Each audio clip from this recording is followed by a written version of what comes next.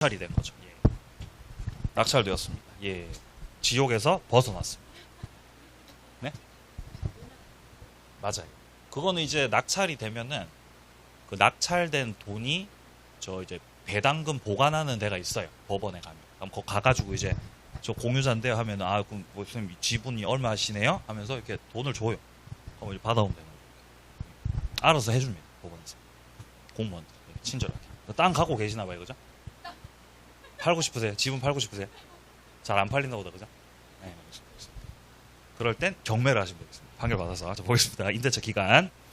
자, 첫 번째, 존속기간 규정이 없습니다. 그러니까 이건 최단기도 없고, 최장기도 둘 다 없습니다. 따라서 임대기간을 영구 무한으로 하셔도 그거 유효라는 거죠.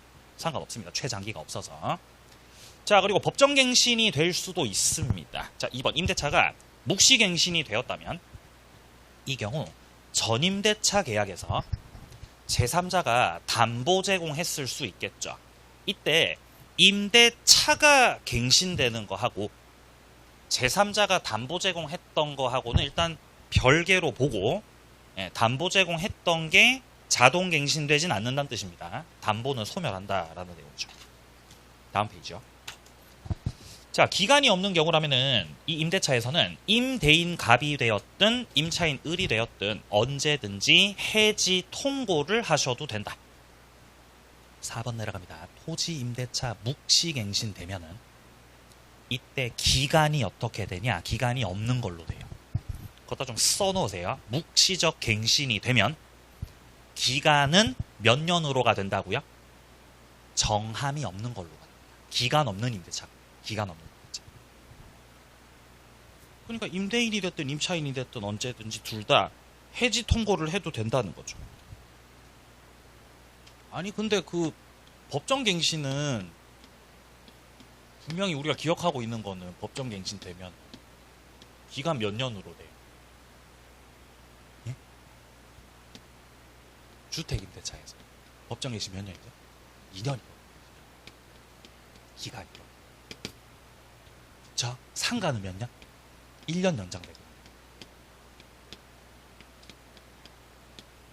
근데 여기는 기간이 몇 년이라고요? 없다는 거죠. 없다는 거죠. 이건 왜 그렇습니까? 요 임대차는 민법상 임대차예요. 민법상 임대차. 그러니까 이 세상에 존재하는 모든 임대차는 주택일 수도 있고 상가일 수도 있지만 뭐 창고일 수도 있고 토지일 수도 있고 주택 상가 아닌 게 있을 수 있겠죠. 그때는 요게 적용된단 말이에요. 요때 같은 경우는 법정갱신 됐을 때 기간이 몇 년으로가 된다고요? 없다. 다르다는 거죠. 그러니까 주택임대차, 상가임대차, 민법상 임대차가 다른 임대차들이라는 거예요. 이것들 다른 것들이에요. 그러니까 이런 것들을 비교해서 정리해 나가고 싶잖아요. 그죠? 특강 때 할 겁니다. 특강. 5특강 말고요. 나중에 또 다른 특강이 있어요. 원장님이 좀 하라 그랬거든요. 그때 이제 또 비교해가 정리할 거라는 거죠. 자, 다 계획이 돼 있다는 거죠. 그죠? 예. 자, 보겠습니다. 자, 5번. 계약 해지는 임대인도 할 수 있고, 임차인도 할 수 있고, 다 할 수 있다는 거죠. 아까, 전 싹 다 하고 싶죠. 그럼 이제 시간을 맞출 수가 없어요. 진도를 맞춰야 되죠. 그리고 이런 걸 해야 되는 그 시기가 있어, 시기가. 예? 곧 시기 때 할 거라는 거죠. 예? 전 다 준비가 되어 있다는 거죠. 전 다 준비가 되어 있습니다. 자, 내려갑니다. 7번 대항력입니다. 자, 임차권 등기를 하게 되면은 대항력 가질 수 있죠. 자, 1번 당사자 사이에 반대 약정이 없다면은 임차인은 임대인을 상대로 해서 등기 절차 협력을 청구할 수 있어요. 그래가지고 임대인이 협력을 안 해줘서 등기 못하면 대항력이 없겠지만 임대인이 협력해줘서 임차권 등기할 수도 있죠. 그럼 대항력 생긴다는 거죠. 자, 2번 등기된 부동산 임차권 이거 제3자한테다가 주장할 수 있는 겁니다. 등기가 됐으니까요. 자, 그리고 두 번째 대항력 취득 방법은 밑에 지상 건물에 대해서 소유권 보존 등기하는 방법이에요. 자, 3번 단락 보시면은 건물 소유를 목적으로 한 지금 토지 임대차입니다. 토지 임대차를 등기를 하진 않았지만, 그러니까 즉 임차권 등기를 하진 않았지만 임차인이 그 토지 위에다가 건물을 지었다는 거죠. 그리고 그 지상 건물에 대해서 소유권 보존 등기를 마쳤다는 겁니다. 자, 이렇게 소유권 보존 등기를 마치게 되면은 이러면은 토지 임차권의 대항력이 부여가 된다. 자, 밑에 같은 경우는 네, 자 그냥 읽어보시면 되겠고요, 충분히. 자, 오른쪽 갑니다. 8번 비용 상환 청구권입니다. 자, 여기 이제 오른쪽 8번에 비용 상환 청구권 하고, 자, 그 다음에 페이지 좀 넘겨보시면요. 자, 115페이지에 11번 부속물 매수 청구권. 자, 그 다음에 한 장 넘기시면은 이제 두 장 넘기시면 한 장 넘기시면 13번에 지상물 매수 청구권 나오죠. 이 세 가지가 이제 임차인의 권리입니다. 민법상 임대차에서 가장 출제가 높은 부분이죠. 임차인이 가지는 권리. 세 가지를 중심으로 정리하고요. 임차인 권리 3개 중에서 한 가지 이상은 반드시 매년마다 출제됩니다. 자, 그래서 이제 순서대로 살펴봅니다. 먼저 비용 상환 청구권입니다. 자, 비용 상환 청구는 토지 임차인이 되었든 건물 임차인이 되었든 모두 다 비용에 관해서 청구할 수 있습니다. 자, 그리고 비용은 밑에 내려가시면은 필요비가 있고 유익비가 있는데, 필요비라고 하는 거는 보존 비용을 말하는 거죠. 현상 유지 비용. 비용을 투입해도 가액의 증가가 없는 게 필요비고요. 자, 반면에 유익비라고 하는 거는 비용 투입했을 때 가액이 증가되는 걸 유익비라 그러는 거죠. 계량 비용이요, 계량 비용. 자, 필요비 같은 경우는 자, 동그라미 2번 단락입니다. 즉시 그 상환을 청구할 수 있다. 즉시 청구 가능하고요. 즉시 청구가 가능하기 때문에 지금 동그라미 4번에 보시면은 임대차 기간 중에도 아직 임대차 안 끝났죠. 그래도 필요비는 달라고 할 수 있다는 거죠. 지금 동그라미 4번 단락에서는 유지비라고 돼 있는데 이게 이제 필요비라는 뜻이죠. 같은 의미로 지금 쓰고 있습니다. 자, 내려갑니다. 유익비 내려갑니다. 유익비를 청구하는 시점은 5번 단락 임대차 종료시입니다. 그리고 유익비는 비용을 투입했다고 무조건 청구할 수 있는 게 아니라 가액의 증가가 현존했을 때, 그때 청구 가능한 겁니다. 자, 내려갑니다. 성질 7번 비용 상환 청구권은 청구권에 불과한 거지 이것들이 형성권에 해당되는 건 아니다라는 거죠. 자, 내려갑니다. 임의 규정이에요. 비용 상환 청구권은 민법 규정보다 임차인에게 만약에 불리하게 약정했다라고 하더라도 그 효력이 인정됩니다. 배제가 가능하다는 거예요. 비용 상환 청구권은 임의 규정이라서요, 강행 규정이라서요. 임의 규정이라서 그렇다는 겁니다. 그래서 9번에 건물임대차에서 임차인이 증축 부분에 대해서 원상 회복 의무를 면하는 대신에 유익비 상환 청구권 포기하기로 그렇게 약정했다는 거죠. 그렇게 약정해도 그거 유효라는 거예요. 비용 청구하지 않기로 한다. 그거 유효라는 거죠. 비교해서 임차인 권리 3가지 중에서 매수 청구권 있죠. 매수 청구권. 우리 공인중개사 민법에서는요, 매수 청구권이라고 하면 두 가지를 말하는 거예요. 이 이후에 나올 부, 속물 매수 청구권. 그 다음 무슨 매수 청구권이야? 지, 상물 매수 청구권. 매수 청구권이 2개가 나와요. 근데 그 매수 청구권이 부속물 매수 청구권이든 지상물 매수 청구권이든 둘 다 형성권이죠. 둘 다. 공통점이에요. 형성권. 둘 다 형성권이고 둘 다 강행규정이죠. 강행규정.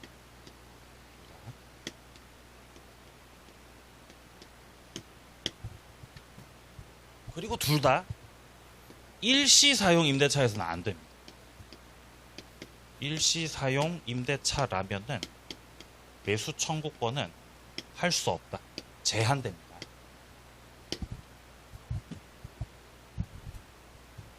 임차인이 2기를 연체하면, 차임 2기를 연체하면 권리 행사할 수 있어요? 권리 행사 제한받아요?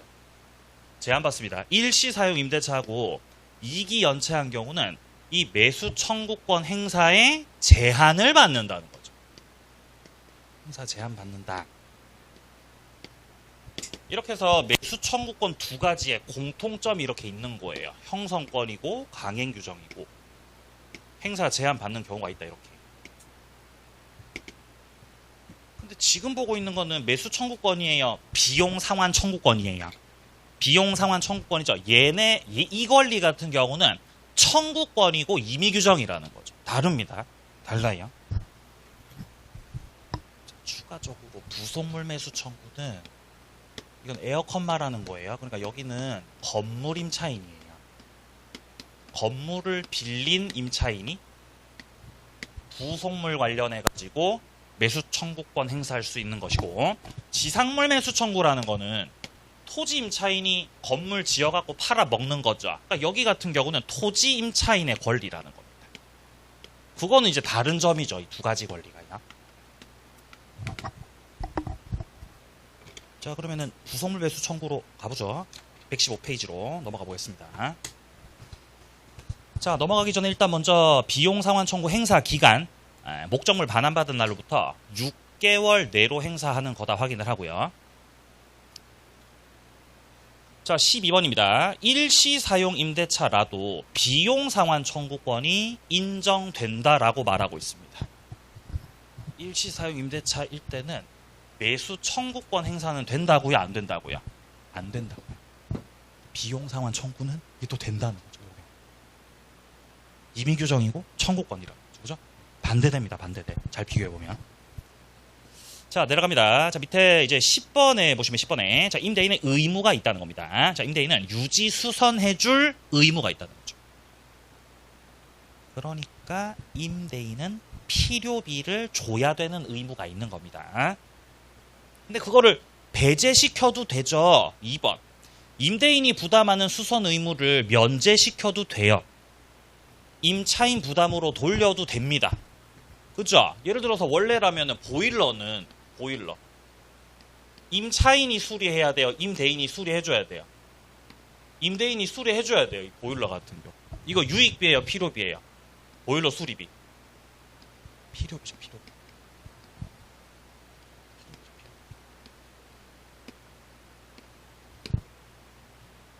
보일러는 없어도 돼요? 있어야만 돼요?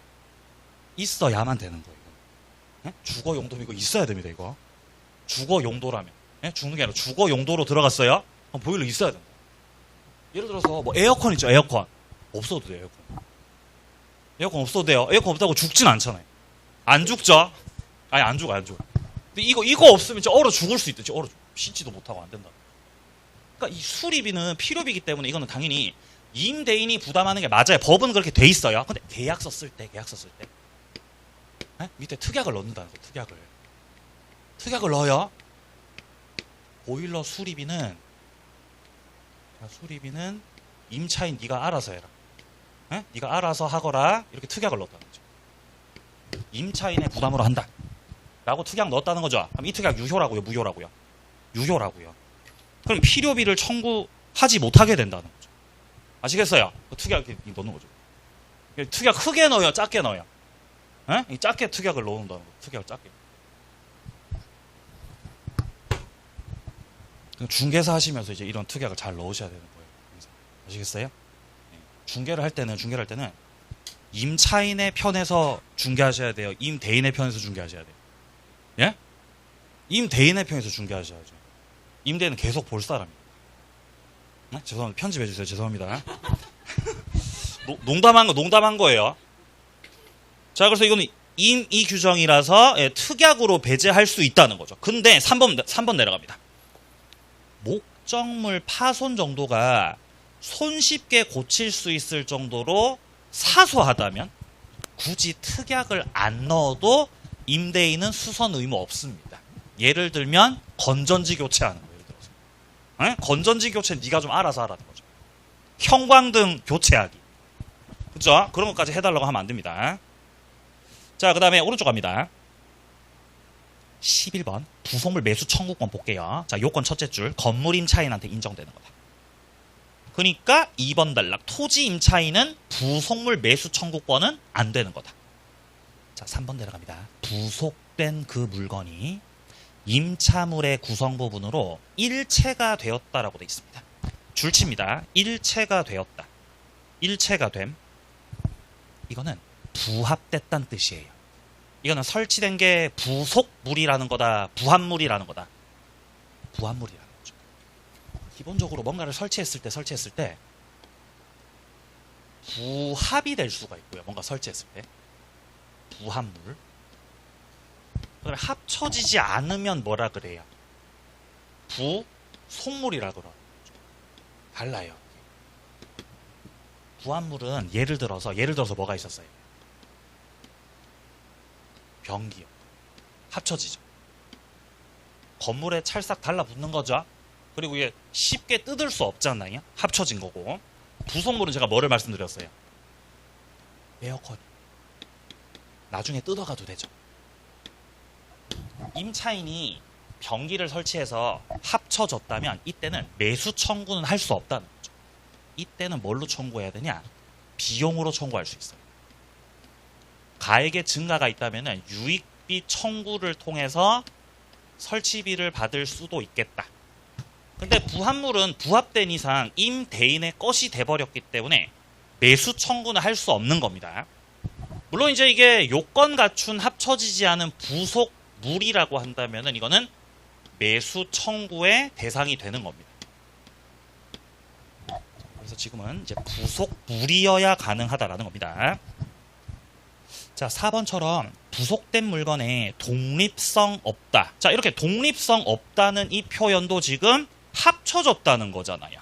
그러니까 지금 이거는 부속물 말하는 거다, 부합물 말하는 거다. 부합물 말하는 거죠. 그럼 매수 청구권 행사는 할 수 없다. 5번 내려갑니다. 매수 청구권 행사를 하려면 어쨌든 임대차가 끝난 후에 할 수 있어. 종료 후. 6번 내려. 예?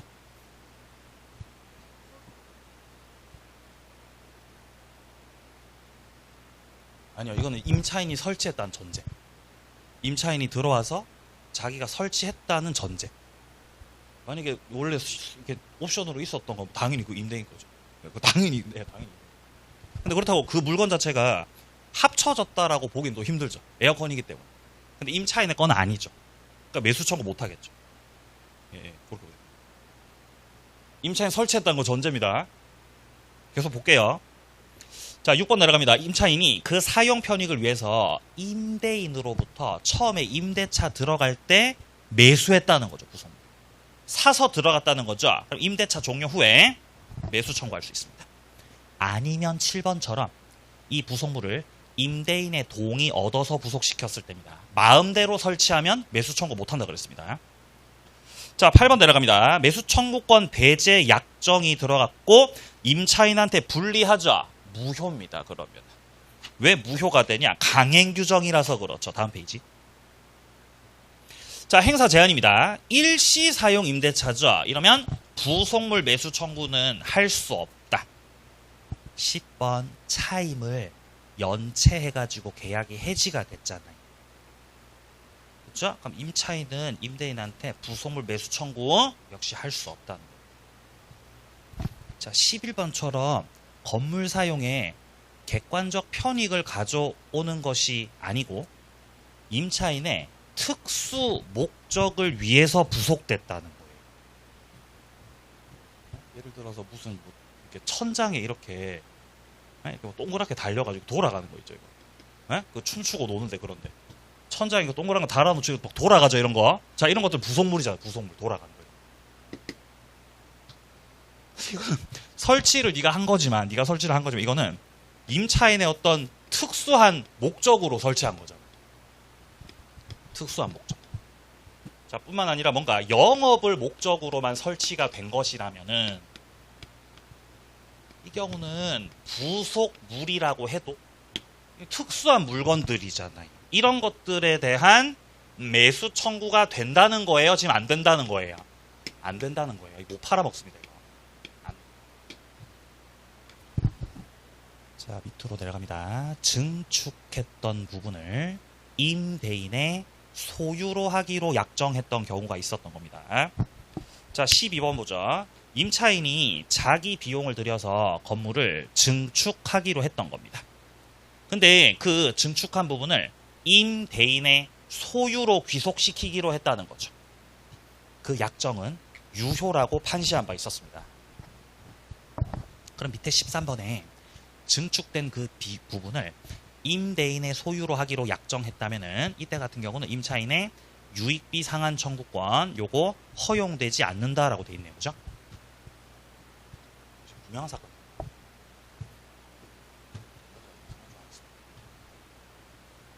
유명한 사건이죠. 당시에 임대인이 건물을 가지고 있었고, 임대인이 건물을 가지고 있었고, 갑이 가지고 있는 건물을 있었죠.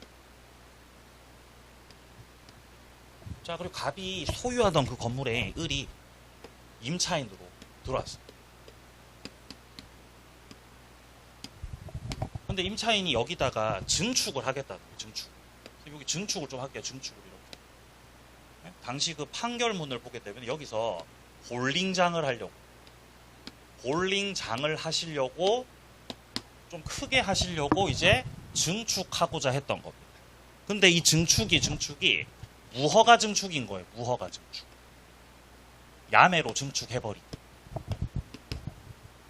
그런 상황이었던 겁니다. 그러다 보니까 을이 증축하려고 하니까 갑이 증축하지 말라 그랬어요. 그런 식으로 할 거면 증축하지 마. 이렇게 했던 거죠. 그러니까 을이 자꾸 갑한테 부탁을 했던 거예요.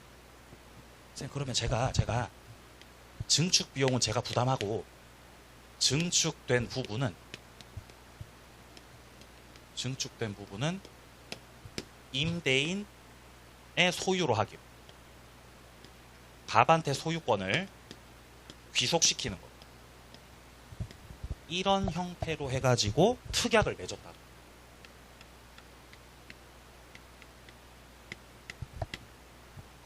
그리고 여기서 특약이 또 있었습니다. 플러스. 대신에 차임을 자, 당시 판결문을 보게 되면 차임을 파격적으로다가 저렴하게 해준다. 그러면 증축된 그 부분이 부속물이면 안 합쳐져가지고 부속물. 그럼 이거는 임대인의 거예요, 임차인의 거예요? 원칙상 임차인의 거죠. 그럼 이 부속물에 대해서 매수 청구권 행사를 할 수 있는 거잖아요. 근데 특약을 맺을 때 증축된 거기를 임대인 갑한테 소유권 귀속시키기로 한다. 이렇게 특약을 맺었다는 거는 이거는 부속물 매수 청구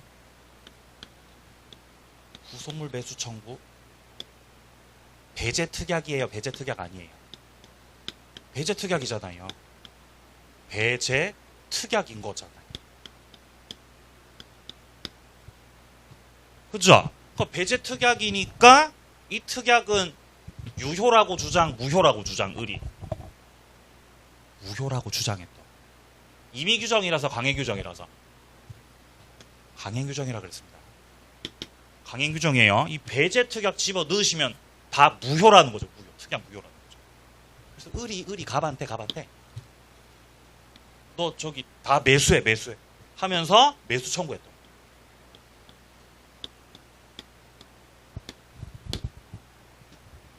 판사님이 매수 청구가 안 된다고 하셨다고. 판사님이 말씀하시기를 이 특약은 요렇게 특약 맺은 거 있죠, 이거 유효라고 보시면 돼요. 아니 판사님, 이거는 부속물 매수 청구 배제 특약이잖아요. 배제 특약 맞아. 맞아. 근데 유효라고 무효라고? 유효라고 했다니까요. 그러니까 이게 판례가 논란이 많은 판례로 이 판례가. 아니 배제 특약 넣었는데 왜 유효냐는 거지. 이 바보들아. 강행 규정인데, 이 바보 같은 판사. 강행 규정인데 지금. 이때 판사님이 뭐라고 하시냐면은 이 강행 규정의 뜻은 이 제도가 강행 규정이라는 거는 임차인에게 불리하면, 임차인한테 일방적으로 불리하게 특약 맺으면은 그게 무효라는 게 강행 규정이다 라는 말이에요. 그럼 바꿔서 임차인에게 안 불리하면, 배제 특약이라고 해도 그거 유효다 무효다? 유효가 될 수 있다. 근데 이 특약은 임차인한테 불리하다고 딱히 안 불리하다고. 딱히 안 불리한 걸로 본 거예요. 왜냐면 파격적으로 차임 저렴하게 해주잖아. 이 나쁜 놈. 그죠? 그리고 갑이 증축하지 말라 그랬는데 네가 소유권 준다 해가지고 갑이 오케이 해준 거잖아. 그죠? 이 나쁜 놈이라 판사가 봤을 때 을이 나쁜 놈이었던 거죠. 그러니까 야, 요 정도 같으면은 안 불리하잖아. 너한테 불리한 거 아니잖아. 그러니까 이 배제 특약은 유효라고 해버린 거죠. 그러니까 을은 부속물 매수 청구할 수 없다고 판시해버렸던 거예요. 이 사건. 그러니까 을이 여기서 이제 열받아가지고 그러면 이 나쁜 판사야. 그럼 나는 유익비로 청구하겠다. 유익비 청구. 유익비로 청구하겠다고 하니까 처음부터 증축된 부분은 기존 건물과 합쳐지지 않아서 부속물이라 그랬죠. 그러니까 비용으로도 청구할 수 없다 그랬어요. 그래서 둘 다 못했던 사건이에요. 자, 일단 12번, 13번 지문처럼 증축된 부분을 임대인의 소유로 하기로 한다. 이런 식으로 나오죠. 지문에서. 그럼 일단 그거 유효라고 하셔야 됩니다. 유효. 이때 임차인의 13번에서 유익비 상환 청구는 허용되지 않는다라고 되어 있죠. 그다 밑에 추가하세요. 부속물 매수 청구도 안 된다. 부속물 매수 청구도 안 된다는 거죠. 왠지 나올 것 같아요. 둘 다 안 된다. 자, 나 밑에 내려가서 기타 지문에서 임차인이 갖고 있는 지위하고 부속물 매수 청구권을 분리 양도할 수는 없습니다. 부속물 매수 청구는 임차인으로서의 권리이기 때문입니다. 자, 그 다음에 이제 오른쪽 가서 13번 보겠습니다. 지상물 매수 청구권 보겠습니다. 토지 임차인한테 인정됩니다. 자, 동그라미 2번 확인합니다. 건물 소유를 목적으로 한 토지 임대차 기간이 만료가 됐을 때 임차인은 계약갱신 청구 없이는 이 지상물 매수 청구 못하죠. 지상물 매수 청구는 곧바로 매수 청구하는 거예요. 갱신 청구하고 매수 청구하는 거예요. 갱신 청구하고 매수 청구하는 거죠. 1차, 2차. 따라서 3번입니다. 건물 소유 목적의 토지 임차권이 임대인의 해지 통고에 의해서 소멸했다는 겁니다. 그러면 매수 청구권 행사할 수 있어요? 없어요?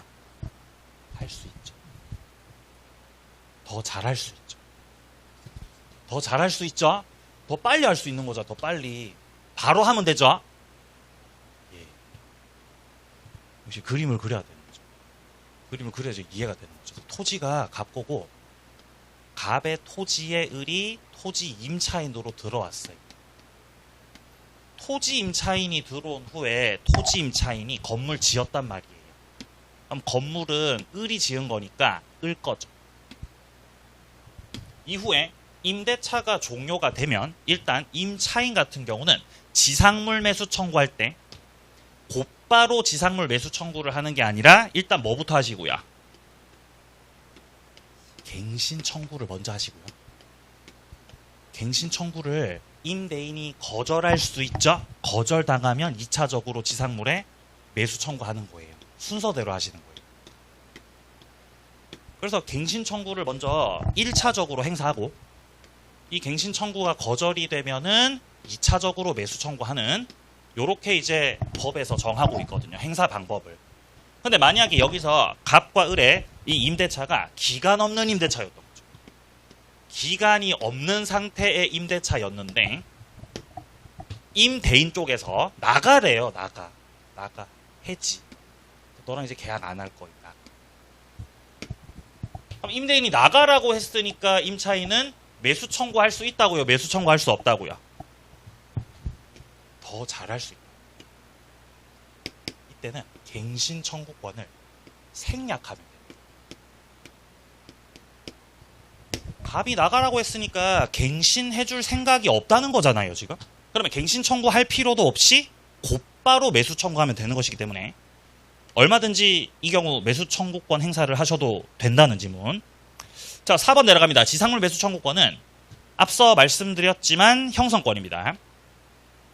자, 재판상으로 해도 되고 재판 외적으로 해도 되고 그거는 자유롭게 행사하시면 됩니다. 다음 페이지. 자, 5번입니다. 지상물 매수 청구권 행사가 되면은 임대인은 지상물 철거를 청구할 수 없겠죠, 당연히. 철거 청구해야 돼요. 네가 매수하셔야 돼요. 매수를 해야죠. 네가 사야 되는데요. 6번 내려갑니다. 매수 청구권 행사가 되면은 임대인은 뭐 철거 비용, 둘째 줄에 신축하기 위해서 지출한 모든 비용을 보상해야 되는 거 그건 아니죠. 지상물 매수 청구를 하게 되면은 건물 신축 비용을 주는 거예요. 매매 대금을 지급하는 거예요. 매매 대금 지급하는 거죠. 시가에 따라서 매매 계약이 성립되는 거니까요. 자, 강행 규정 내려갑니다. 7번 임대차 계약 당시에 건물 소유를 목적으로 한 토지 임차인이 건물 기타 지상시설 일체를 포기한다라고만 약정을 했다면 이거는 지상물 매수 청구 배제 특약이잖아요. 강행 규정인데. 따라서 이 배제 특약은 유효다 무효다? 무효다. 강행 규정 무효. 8번도 마찬가지입니다. 임대차 기간이 만료가 되면은 임차인이 지상 건물을 철거하기로 했다. 그러면 그거 다 무효라는 거죠. 배제 특약 무효. 자, 대상 건물 내려갑니다. 9번에 매수 청구권 대상이 되는 지상물은 첫째, 임대인으로부터 꼭 동의를 얻은 건물이어야 되냐? 필요 없습니다. 동의 안 받고 지었던 건물도 매수 청구 대상이라는 거죠. 상식적으로 땅을 왜 빌렸겠냐는 거죠. 건물 지으려고 땅 빌렸습니다. 동의 필요 없다. 자, 10번 내려갑니다. 무허가 건물도 소유자가 있는 이상은 매수 청구 대상이 됩니다. 11번처럼 미등기 무허가라도 미등기 상태라도 매수 청구 대상이 되죠. 12번 내려갑니다. 지상물에 어떤 경제적 가치가 있냐 없냐, 임대인한테 어떤 효용이 있냐 없냐, 이거는 매수 청구권 행사 요건이 아니라는 거죠. 그러니까 경제적 가치가 있어야 팔아먹어요. 그거 신경 안 써요. 신경 안 씁니다. 뭐 효용이 있는지 말았든지 상관없습니다. 가등하다. 오른쪽 갑니다. 13번 건물 소유를 목적으로 한 토지 임대차가 등기가 됐다는 겁니다. 자, 토지 임차권 등기가 됐으니까 지금 임차인은 대항력 있어요? 대항력 없어요? 대항력 있죠. 임차권 등기됐으니까 얘가 지금 토지 임차인이 대항력을 가지고 있거든요. 임차인이 대항력 갖고 있으니까 토지 소유자가 다른 사람으로 바뀌어도 토지 양수인평 딴 사람한테다가 토지 갖다 팔아 넘겼다는 거죠. 이때도 을은 그 양수인을 상대로도 해가지고 매수 청구권 행사를 할 수 있다고 할 수 없다고 할 수 있다는 말입니다. 대항력 있으면은 신소유자한테도 할 수 있다는 말입니다. 자, 14번 내려갑니다. 임차인의 지상물 매수 청구권은 지상물 소유자가 할 수 있다. 자, 그것다 줄칩니다. 지상물의 소유자 줄치고요. 이게 바로 청구권자죠. 매수 청구의 청구권자. 현재 건물을 소유하고 있는 자가 매수 청구를 들어갈 수 있다는 말입니다. 자, 그리고 그 상대방, 그 밑에 줄 그 상대방은 임차권 소멸 당시에 임대인이 줄칩니다. 임차권 소멸 당시 임대인. 얘가 상대방이죠. 상대방. 자, 15번 질문. 토지 소유자가 아닌 제3자가 토지를 임대했던 겁니다. 이때 그 임대인 같은 경우는 매수 청구권 상대방이 될 수 없는 상황이라는 거죠. 왜냐면 그때 그 임대인 같은 경우는 소유자가 아니어서 그렇습니다. 소유자 아니어서. 자, 16번 내려갑니다. 임대인이 임차권 소멸될 그때 그 당시에 이미 토지 소유권을 상실해버렸죠. 그러면 그 사람한테는 역시 매수 청구권 행사를 할 수 없다는 거죠. 임대인이 지금 소유자예요? 소유자 아니에요? 토지. 소유자 아니라는 거죠. 그러면 이 지상물 매수 청구도 누구를 상대로 해야 됩니까? 소유자인 임대인한테 해야 됩니다. 소유자. 자, 토지가 이렇게 있는데 토지가 이렇게 있어야 토지가 갑 소유 토지예요.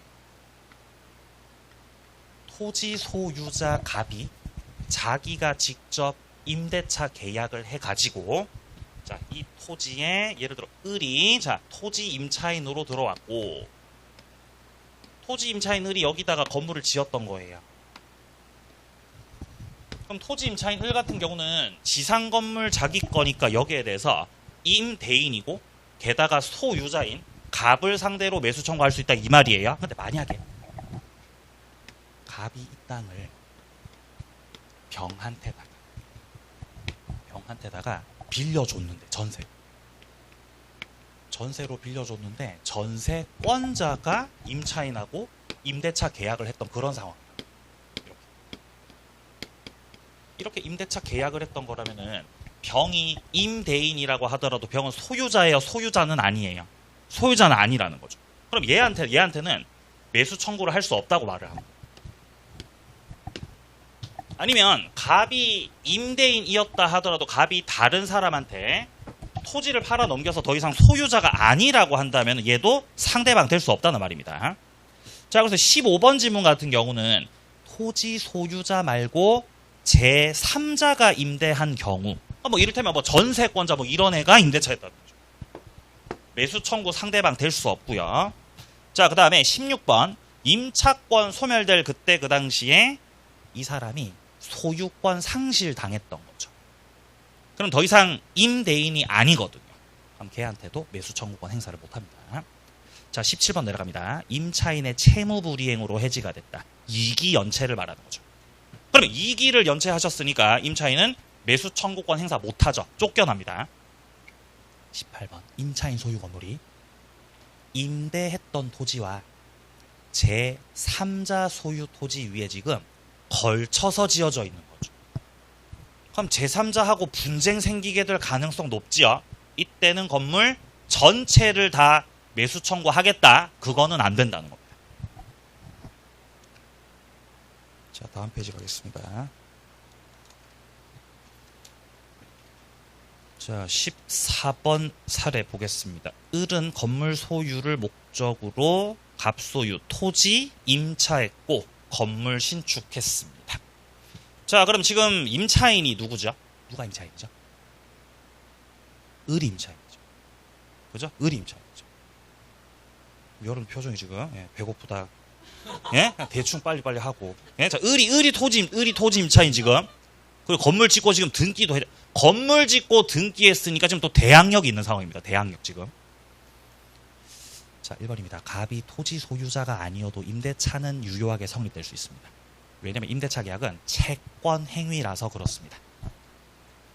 자, 2번 내려갑니다. 자, 을의 건물이 아직까지 현존하고 있으니까 기간 끝난 후에 일단 1차적으로 갱신 청구. 자, 그 다음에 3번 내려갑니다. 임대인 갑이 계약 갱신을 원하지 않는다면 2차적으로 매수 청구. 그러니까 4번도 마찬가지죠. 매수 청구권 행사를 할 때는 그 전에 갱신 청구를 먼저 했어야 된다라는 지문입니다.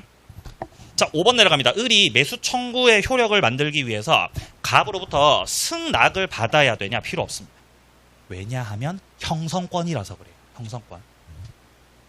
6번 내려갑니다. 을이 건물에 근저당권 설정해도 그래도 매수 청구권 행사할 수 있다. 건물에 뭐가 들어와 있어요? 근저당 들어와 있는 거죠. 근저당. 이 을이 지은 이 건물에 지금 근저당 들어와 있죠. 근저당 지금. 근저당 설정돼 있어도 매수 청구권 행사를 할 수 있다고요, 없다고요? 그래도 할 수 있다는 거죠. 그래도 할 수. 그러면은 지금 임대인한테 근저당 다 융자 떠안으라는 거예요? 그거 공제하고 팔면 되잖아요. 예를 들어서 건물이 한 5억짜리 건물이고요. 건물이 5억짜리 건물이고 근저당 3억짜리 설정돼 있다면 문제없이 을은 매수 청구할 수 있고 병한테 얼마만 받아가면 돼요. 그냥 2억 받아가면 되는 거죠. 그러니까 근저당 설정이 매수 청구의 핑계가 될 수 없는 거죠. 자, 7번 내려갑니다. 을이 토지의 신축 건물 소유권을 임대차 종료 전에 병에게 이전했습니다. 그러면 임차인 을이 지금 건물을 소유하고 있어요? 건물 소유권 넘겼어요? 소유권 넘겼어. 이러면 자기 건물 아니죠? 이러면 매수 청구권 행사를 못하게 됩니다. 자기 게 아니어서. 8번 내려갑니다. 을의 임차권 기간 만료됐고 끝났고 이 갑이 토지를 정한테다가 팔아 넘겼죠. 그러면 새로운 토지 소유자가 정이라는 거죠. 이때 임차인은 토지 양수인 정상대로 해가지고도 지상물 매수 청구권 행사를 할 수 있겠죠. 왜냐하면 문제 아까 위에 지문에서 대항력이 있었거든요. 대항력 가지고 있어서 가능한 겁니다. 자, 그 다음에 오른쪽 갑니다. 9번. 을이 적법하게 매수 청구권 행사를 했습니다. 그래도 건물을 계속해서 점유 사용을 하고 있다면 밑에 토지를 쓰고 있는 거잖아요. 그럼 사용료는 내야 돼, 안 내도 돼? 사용료는 내야 된다는 거죠. 일단 임차인이 매수 청구권 행사를 들어가면 매수 청구권 행사를 들어가게 되면 이 지상 건물을 객체로 해가지고요. 매매 계약이 자동으로 만들어져요. 그럼 그때 그 매매 계약 같은 경우 매도인이 을이 되고 매수인은 병이 될 거 아니에요. 매매 계약이 되는 거잖아요. 그럼 매수인 쪽에서 대금 주는 게 먼저예요. 매도인이 건물 넘겨주는 게 먼저예요. 동시행 관계죠. 따라서 매수인이 대금을 지급하지 않으면 매도인은 임차인 을은 건물 넘겨요. 건물 인도 안 해요. 건물 인도 안 하고 건물 계속 점유하겠죠. 근데 을이 자꾸 건물을 점유하고 있으면 밑에 토지도 뭐 하는 거죠? 토지도 점유하는 거죠. 결론적으로. 그래서 그렇게 땅을 계속 사용하고 있었던 상황이라면 여기에 대해서 그 사용료는 줘야 돼, 안 줘도 돼? 그거는 줘야 된다는 겁니다. 토지 임료 상당에 부당 이득 반환 의무를 진다는 겁니다. 자, 밑에 내용들은 별로 중요한 게 없습니다. 요 정도까지 해서 임차인 권리 3가지를 중심으로 말씀드렸고요. 자, 그 뒤에 나오는 양도와 전대 있죠. 여기서부터는 다음 주에 또 이어서 해 나가도록 하겠습니다. 자, 식사 맛있게 하시고요. 3시부터 또 특강 진행하겠습니다.